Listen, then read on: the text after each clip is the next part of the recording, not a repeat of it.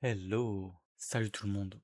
Aujourd'hui, on va s'écarter un petit peu de l'IA et je vais vous parler d'une lubie que j'ai depuis quelques mois sur la compression vidéo et en particulier sur l'AV1 qui est un codec vidéo plutôt récent et qui est parfait pour avoir le meilleur rapport qualité et taille sur des fichiers vidéo. Encore mieux que le H265 et bien sûr bien mieux que le traditionnel H264. C'est un petit peu technique. Enfin bon, tout ce qu'il y a à retenir, c'est que pour la même qualité perçue, j'arrive à avoir des fichiers de 40 à 50% plus légers.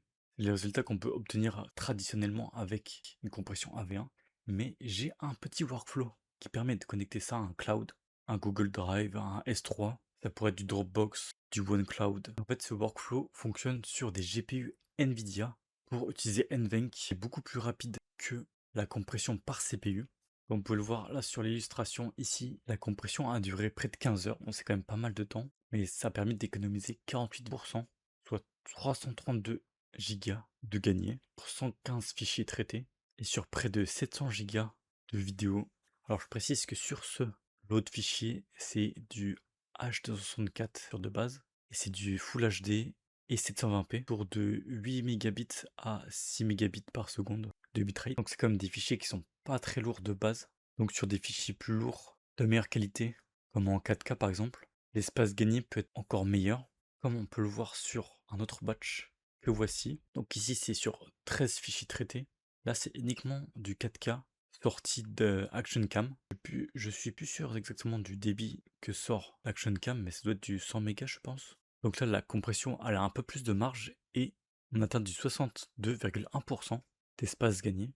Donc meilleur le fichier de base sera, mieux les résultats seront en termes de taille de fichier, sans perdre de qualité perçue. Alors j'utilise le terme qualité perçue parce que le commun des mortels n'y verra jamais aucune différence. Mais même quand on regarde dans les détails et qu'on sait que c'est une version compressée, on peut peut-être voir des défauts à la loupe, si j'ose dire.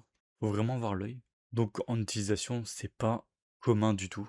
Et je pense qu'on va finir sur ce dernier dashboard avec ses 21 fichiers traités, avec une taille totale de base de 120 Go, une taille de sortie de 70 Go, donc un espace gagné de 41,2% et près de 50 Go de gagné.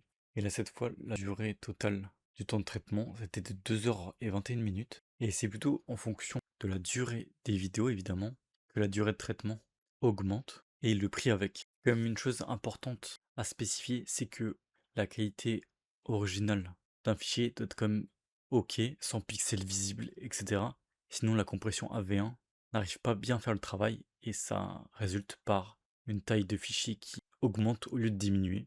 Par exemple, j'ai fait pas mal de tests sur des rediffusions de stream Twitch et notamment sur certains streams type IRL. Quand la connexion n'est pas assez stable et que ça fait des pixels, là c'est une mauvaise idée de traiter en AV1. En tout cas, le workflow fonctionne parfaitement. Je l'utilise que pour moi-même pour l'instant. Mais si ça intéresse des gens, je peux totalement compresser des lots de vidéos à vous et directement les mettre soit dans votre cloud directement, ou moi je peux vous livrer dans un S3. Et la V1 peut particulièrement être utile pour faire baisser les coûts de transfert en upload ou téléchargement. Donc voilà, n'hésitez pas à me contacter ou mettre un commentaire si vous avez des questions. Je suis certain que ça peut servir à d'autres personnes, mais comme c'est un domaine assez technique, mais que ça peut réduire drastiquement des coûts, bah, je me suis dit pourquoi pas offrir ce service. Comme le workflow existe, il fonctionne et que je peux le déployer dans le cloud. En tout cas, voilà, c'était une vidéo un peu spéciale. Ça faisait longtemps que j'hésitais à en parler en vidéo, en espérant que ça peut être utile à certaines personnes. Allez, ciao, et je vous dis à la prochaine pour de nouvelles vidéos.